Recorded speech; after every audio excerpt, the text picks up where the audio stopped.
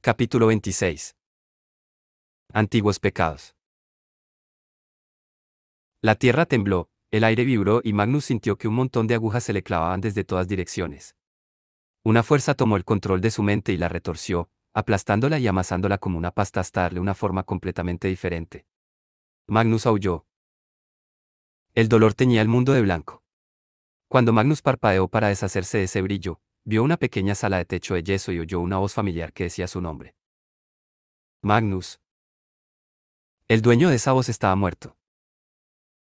Magnus se volvió lentamente y vio a Ragnar Fell, sentado al otro lado de la maltrecha mesa de madera a la cual estaba sentado el propio Magnus, un segundo Magnus, un Magnus más joven y menos incapacitado por un dolor agudísimo. Ragnar y él tenían en las manos grandes jarras de estaño, y estaban hechos un desastre y muy borrachos. El pelo blanco de Ragnar se le rizaba alrededor de los cuernos, como nubes atrapadas en un remolino. Sus mejillas estaban encendidas de verde esmeralda. Tenía un aspecto absurdo. Se alegró de verlo de nuevo. Magnus se dio cuenta de que estaba atrapado en su propio recuerdo y obligado a ser testigo del mismo. Se acercó a Ragnar y éste extendió una mano sobre la mesa. Magnus quería ser la persona que su amigo necesitaba. No podía hacer nada más que desearlo. Sintió su yo pasado y presente acercarse el uno al otro, unirse en un solo cuerpo. Magnus era otra vez el hombre que había sido, a punto de enfrentarse a las cosas que había hecho. Estoy preocupado por ti, le dijo Ragnar con amabilidad. Magnus movió la jarra con estudiada indiferencia. La mayor parte de su contenido se derramó sobre la mesa. Solo me estoy divirtiendo. ¿De verdad?, preguntó Ragnar. Los fantasmas del antiguo dolor lo quemaron, vivos y fieros, durante un momento. Su primer amor, el primero que había conservado, había muerto de vejez en sus brazos. Desde entonces había intentado encontrar el amor muchas veces. Ya había perdido muchos amigos, y aún así era demasiado joven para saber cómo enfrentarse a esa pérdida. Y había otra cosa. Si no me estoy divirtiendo ahora, replicó Magnus, voy a tener que intentarlo más. Desde que descubriste quién era tu padre, no has sido el mismo. Pues claro que no, exclamó Magnus. He creado una secta en su honor. Una secta para hacer las cosas más ridículas que se me puedan ocurrir. O fallo estrepitosamente, o será la mayor broma de la historia. No existe ningún riesgo. No era así como había hablado hacía cientos de años, pero los recuerdos se habían amoldado y cambiado con los años, y tanto él como Ragnar hablaban con palabras y expresiones del presente. La memoria era una cosa curiosa. Se suponía que iba a ser una broma, apuntó Ragnar. Magnus sacó su abultada bolsa de dinero y la vació. Cientos de monedas de plata se derramaron sobre la mesa. Todos los ladrones de la taberna guardaron silencio. La vida entera de Magnus era un chiste. Había pasado mucho tiempo intentando demostrar que su padrastro se equivocaba, pero al final resultaba que su padre era un príncipe del infierno. Alzó los brazos sobre la cabeza. Una ronda para todo el mundo. La sala prorrumpió en vítores. Cuando Magnus se volvió hacia Ragnar, vio que hasta le estaba riendo, mientras negaba con la cabeza y apuraba hasta el fondo una nueva jarra. Bueno, se resignó Ragnar, he sido capaz de disuadirte de tus terribles ideas, que básicamente lo son todas, exactamente ninguna vez. Si Magnus era capaz de hacer que el resto de la gente se riera, seguramente él también tendría ganas de reír. Si era lo suficientemente divertido para que la gente quisiera estar a su alrededor, no tendría que estar solo nunca, y si fingía estar perfectamente bien, seguramente acabaría siendo verdad. Muy bien, continuó Ragnar. Digamos que empezaste una secta en broma. ¿Ahora qué vas a hacer? Ah, tengo un plan, río Magnus, un plan muy bueno. Chascó los dedos y una chispa eléctrica saltó por las monedas dispersas por la mesa. Esto es lo que voy a hacer. Las coloridas paredes de la posada, decoradas con armas, escudos y cabezas de animales, se derritieron. Ragnar, junto con el resto de la gente de la posada, se convirtió en polvo. Magnus se quedó mirando tristemente el espacio vacío que su amigo más antiguo acababa de ocupar. Y entonces se halló en una estancia diferente, en un escenario diferente, en una tierra diferente y preguntando a una multitud si alguna vez se habían sentido solos, si alguna vez habían querido pertenecer a algo más grande que ellos. Bebía vino rojo de un cáliz, y mientras hacía una seña con la mano hacia el otro lado de la sala, vio que las jarras de toda la gente estaban llenas de cerveza. Magnus invocó el nombre de Asmodeo y toda la sala estalló en risas, maravillados y complacidos. El techo se disolvió y dio paso al cielo abierto, los candelabros se convirtieron en cientos de estrellas parpadeantes. Los suelos de madera cubiertos de alfombras se volvieron verdes campos llenos de hierba con hileras de bien recortados setos y una fuente cantarina. Magnus levantó la mano y vio la copa alargada medio llena de oro burbujeante. Gran veneno. Cantaron sus seguidores. Gran veneno. Magnus hizo un complejo gesto y apareció una mesa llena de vasos apilados formando una pirámide. El vino blanco fluía desde arriba y llenaba cada vaso al caer formando una bonita cascada. Un murmullo de alegría recorrió a la multitud y el sonido embriagó el corazón de Magnus. Brindó por su reciente y victorioso asalto al tesoro de un conde corrupto, y la distribución de ese tesoro entre los hospitales. Sus seguidores limpiaban las calles de la ciudad, alimentaban a los pobres, pintaban a los tramposos de azul. Todo en nombre de Asmodeo. La secta era una broma. La vida era una broma, y el hecho de que esta misma vida no tuviera un final era un chiste malo. Magnus se dirigió a la gigantesca pira que ardía en el centro de la fiesta. La multitud, sentada al borde de los asientos, unió las manos y cayó de rodillas cuando una exagerada efigie de Asmodeo apareció sobre ellos. Magnus había dedicado la mayor parte de la semana a trabajar en este truco y estaba particularmente orgulloso del resultado. Esperó a que la gente lo vitoreara otra vez, pero se quedaron callados. El único sonido fue el crepitar de las llamas. No es esta una ocasión especial, dijo el enorme y reluciente Asmodeo a sus fieles adoradores. Un montón de payasos guiados por el payaso más grande de todos mirando a un muñeco con mi cara en una estúpida parodia de adoración. El lugar de la fiesta se quedó tan silencioso como los muertos tras una batalla. Todos los seguidores estaban callados y de rodillas. Oh, no. Hola, hijo, lo saludo Asmodeo. El remolino brillante y vertiginoso en el que estaba Magnus se detuvo de repente. Se había burlado del nombre de Asmodeo, de la idea de adorar. Había querido que sus acciones relumbraran en el cielo, que arrojaran un desafío a sus dos padres. Magnus había hecho todo esto porque sabía que llamase a quien llamase, nadie iba a acudir. Pero sí que había acudido alguien. Su padre había venido para destruirlo. Magnus se quedó paralizado, incapaz de mover ni un dedo. Solo podía contemplar cómo Asmodeo salía de la pira y, sin prisa, se aproximaba a él. Muchos me han adorado, dijo Asmodeo, pero rara vez he oído invocar mi nombre a tantos juntos. Esto atrajo mi atención, y luego vi quién era su dirigente. Intentas llegar hasta mí, hijo mío. Magnus intentó hablar, pero tenía la mandíbula completamente cerrada por alguna magia desconocida. Solo un débil quejido le salió de entre los dientes apretados. Clavó los ojos en los de Asmodeo y negó con la cabeza firmemente. Quizá no fuera capaz de hablar, pero quería dejar clara su absoluta negativa. Las llamas que llenaban los ojos de Asmodeo se oscurecieron por un momento. Gracias por reunir a estos seguidores en mi honor, susurró por fin. Ten por seguro de que les daré un buen uso. El sudor le resbalaba a Magnus por la cara. Intentó hablar otra vez, y tampoco pudo. Asmodeo sonrió mostrando sus afilados dientes. En cuanto a ti, como un niño errado, tu insolencia debe ser castigada. Ni recordarás lo que has hecho, ni sacarás enseñanza de ello, pues el recuerdo del justo es una bendición, pero el nombre del malvado se pudrirá. Las palabras eran de la Biblia. Los demonios citaban las sagradas escrituras a menudo, especialmente aquellos que tenían pretensiones de realeza. No, casi le rogó Magnus. Déjame recordar. Pero Asmodeo ya había posado su mano huesuda culminada en garras sobre la frente de Magnus. El mundo se volvió cegadoramente blanco, y luego cegadoramente oscuro. Magnus volvió en sí, al presente, arrodillado ante los seguidores de su propia secta, con los recuerdos que su padre le había arrebatado de nuevo en su memoria. Sin-Yun estaba inclinada ante él, con la cara muy cerca de la suya. ¿Lo ves? Dijo. ¿Ves lo que has hecho? ¿Ves lo que podrías haber tenido?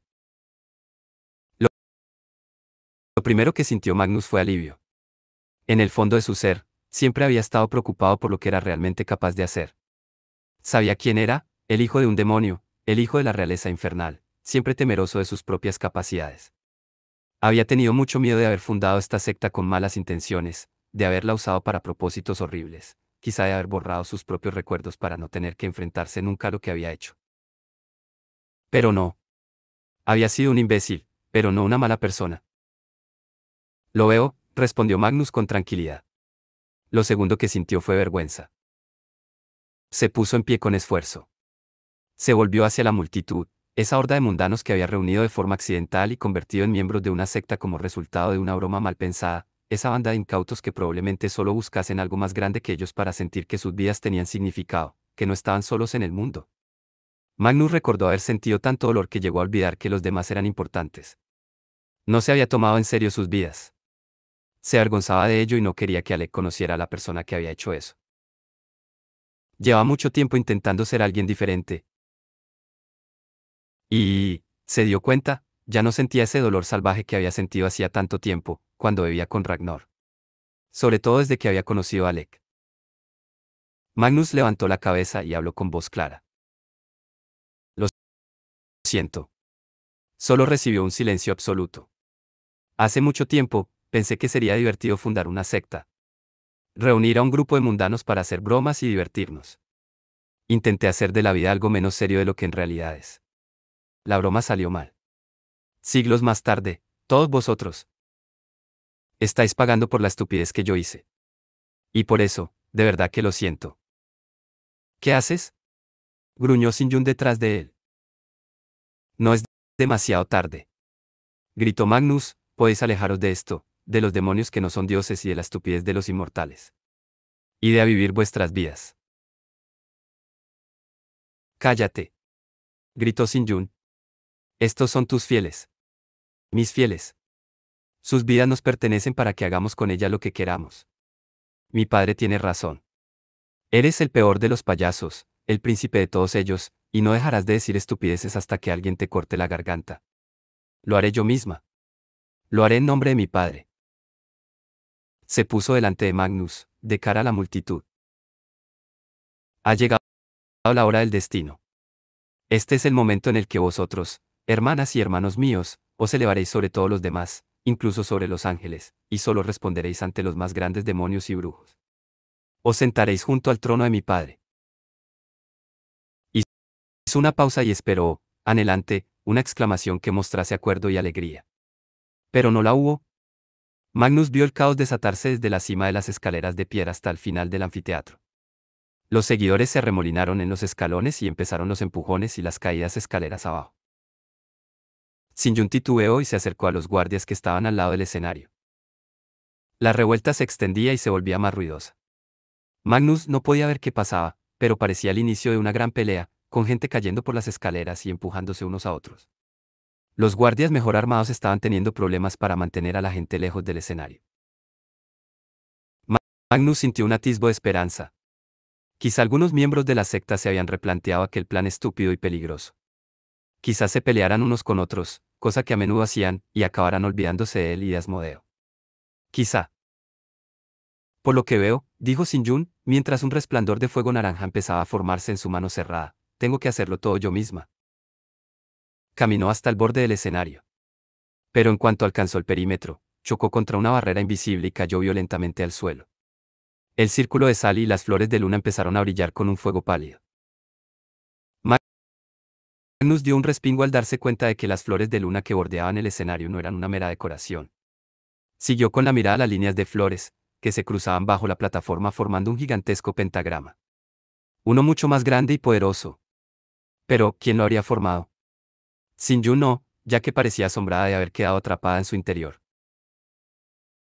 Sin-Yun se levantó y observó las flores de luna. Intentó volver a salir, pero lo único que consiguió fue ser rechazada con más fuerza que la vez anterior. Rugió y volvió a ponerse en pie. Bernard estaba justo fuera del pentagrama y los observaba con excitación contenida. ¿Qué significa esto? Susurró Sin-Yun con rabia. Bernard le hizo una burlona reverencia. Mis más sinceras disculpas, hija maldita. Lo que pasa es que, aunque resulta evidente que tú perteneces a la facción más asesina y radical, esta secta siempre ha sido más de placeres hedonistas que de una estricta dedicación al mal. La Mano Escarlata ha decidido que no queremos obedecer tus serias reglas ni vivir bajo tu severo liderazgo. Vaya, vaya, comentó Magnus afable. ¿Acaso no estás de acuerdo, gran veneno? Preguntó Bernard. Totalmente de acuerdo, respondió Magnus. Que empiece una nueva era. Sin-Yun miró a Bernard y luego las caras de los miembros de la secta que estaban sentados en los bancos alrededor de ella. Magnus se dio cuenta de que esta gente no había acudido a ver a su profeta. Se habían reunido allí para contemplar un espectáculo de sangre y traición. Pero yo soy una de vosotros, protestó Sin-Yun con vehemencia. Pertenezco a vuestro grupo. Soy vuestra líder. Con el debido respeto al gran veneno, replicó Bernard, mirando a Magnus, sabemos lo fácil que es reemplazar a un líder. ¿Qué has hecho? Preguntó Sin-Yun. No eres la única que puede comunicarse con Asmodeo. O invocar demonios para que te sirvan. Uy, exclamó Magnus. Oh, no. Él acude a nuestra llamada. Continuó Bernard con creciente triunfalismo. Magnus cerró los ojos. El mal siempre acude. Fuera del pentagrama, los miembros de la secta gritaban, los demonios aullaban y las nubes negras se recortaban contra el cielo. Dentro, el sonido más alto era el de la respiración entrecortada de Sin-Yun. No, no queremos que ningún brujo nos gobierne, dijo Bernard, queremos el poder definitivo, y ser nosotros los anfitriones de las fiestas. Así que los dos estáis presos en este pentagrama y los dos seréis sacrificados a Asmodeo. No te ofendas, gran veneno. No es nada personal. De hecho, para mí eres un maestro del estilo. Sea lo que Asmodeo te ha prometido, es mentira, lo previno Magnus, pero Bernard hizo un gesto despectivo. En cuanto se invocaba a un demonio mayor, este corrompería a cualquiera que tuviera al alcance. Asmodeo ofrecía una tentación a la que nadie podía resistirse y sus juegos eran más crueles de lo que ningún mortal podía imaginar. No le extrañaba que Bernard se hubiese sorprendido cuando Magnus había bromeado sobre sacrificar a Sin-Yun. Ella nunca había sido el enemigo. Nunca había sido el verdadero líder de la mano escarlata. Desde el momento en el que Magnus había perdido el control, hacía ya tantos años, Asmodeo había asumido el poder. Siempre había sido él y solo él. Bernard se volvió, confiando en que el pentagrama mantuviera atrapadas a sus presas. Sin-Yun corría por el interior del mismo como si las llamas la persiguieran. Intentó lanzar hechizos para liberarse, pero no le sirvió de nada. Gritó a los miembros de la secta para que rompieran la barrera, pero ellos no hicieron más que mirarla impasibles. Finalmente se volvió hacia Magnus. «Haz algo», le gritó. «No, no te preocupes, Sin-Yun. Conozco un hechizo que puede romper incluso el más poderoso de los pentagramas».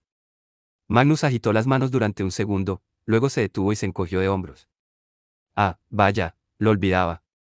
Podría habernos liberado, pero he perdido todo mi poder porque alguien me envenenó». «Te odio», susurró Sin-Yun. Podría añadir que, hija maldita, es un apodo horrible, comentó Magnus. ¿Tú vas a hablar de eso, gran veneno?, replicó Sin-Yun. Tienes razón, admitió él. Era un juego de palabras con mi nombre, Magnus Bane, 6. Admito que me pierden los juegos de palabras. Sin-Yun lanzó un grito ahogado. Un demonio volador se estrelló contra el suelo, impactando con un terrible aullido entre los aterrorizados miembros de la secta. La multitud se apartó y Alec Lightwood emergió, ya a mitad de los escalones del anfiteatro. Magnus sintió como si lo hubieran golpeado. El dolor inesperado puede sacudirte de la misma forma, te coge por sorpresa y pone tu mundo patas arriba, pero lo que Magnus sintió no fue dolor. Fue una increíble explosión de emoción sobrecogedora, miedo por Alec, amor y alivio, y una alegría dolorosamente desesperada. Alec, mi Alexander. Has venido a por mí.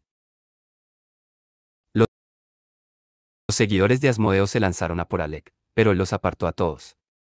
Por cada uno que dejaba fuera de combate, aparecían 3 más. Le dificultaban el avance, pero no podían detenerlo, ni tampoco podía ningún demonio de tierra o de aire. Además, Alec no estaba solo, había una chica de pelo claro a su izquierda y otra de pelo oscuro a su derecha. Ambas empuñaban cuchillos y mantenían a la multitud apartada de Alec mientras éste lanzaba flechas a otro demonio y luego tumbaba a otro miembro de la secta con el arco. Magnus se embebió de esta visión, los fuertes hombros, el alborotado pelo negro y los ojos azules. Siempre le había encantado ese tono de azul, el del último instante de la tarde, cuando aún estaba llena de luz. Fue hasta el borde resplandeciente del pentagrama. Algo brillante se estaba despertando en él, junto con el amor y la esperanza. Podía sentir cómo su poder regresaba, aunque aún estuviera fuera de su alcance. Extendió una mano hacia Alec y sus dedos fueron capaces de traspasar las brillantes líneas de magia, como si esta no fuera más que agua. Pero cuando intentó dar un paso fuera, algo lo detuvo, como si esta magia fuera una muralla de piedra. Ser capaz de sacar las puntas de los dedos fuera del pentagrama no iba a serle muy útil. Nada de esto importa. Rugió la voz de Sin Yun detrás de Magnus. Mi padre está llegando. Acabará contigo, el infiel que debería haber sido el más fiel de todos, el falso profeta, y con el desagradable Nefilim.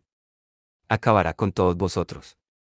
Y me sentará a su diestra, donde me corresponde. Magnus se volvió, y su felicidad, de pronto, se convirtió en un terror letal. Las piedras que lo rodeaban perdieron el color. Desde las gradas más altas y en sentido descendente, la piedra iba quedándose blanca hasta que parecía disolverse en el aire, formando una columna de electricidad estática, que se unía al remolino de nubes y humo que marcaba el lugar del ritual. Una ventisca de pequeñas chispas negras revoloteaba dentro de la columna. Había jirones de humo danzando dentro de la luz. Un zumbido llenaba el aire, un torrente de susurros siniestros provenientes de otro mundo. Una voz le habló dentro de la cabeza: te lo dije, es hora de recordarlo todo. No era la voz de su propio miedo. Era la voz de su padre.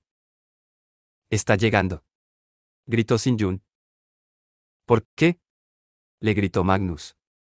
Nadie ha hecho aún ningún sacrificio. Vengo porque mis seguidores así lo desean, dijo la voz. El camino está despejado para mi llegada. El aire se volvió terriblemente pesado, como un aliento viscoso que congelase las venas.